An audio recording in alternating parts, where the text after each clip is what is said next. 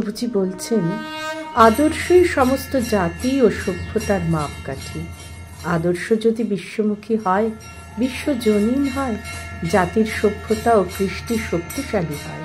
আদর্শই শুধু স্থায়ী, শাশ্বত এবং প্রেরণার উৎস স্বরূপ, আনন্দ স্বরূপ এবং অমৃত স্বরূপ। বাকি সমস্তই ক্ষণস্থায়ী। আদর্শই যুগে যুগে জাতির ধারাবাহিকতা রক্ষা করে। এই শাশ্বত আদর্শই ভারতবর্ষের ধারাবাহিকতা রক্ষা করে চলেছে। তাই ভারতবর্ষ এখনও বিশ্বের দরবারে স্বীকৃত।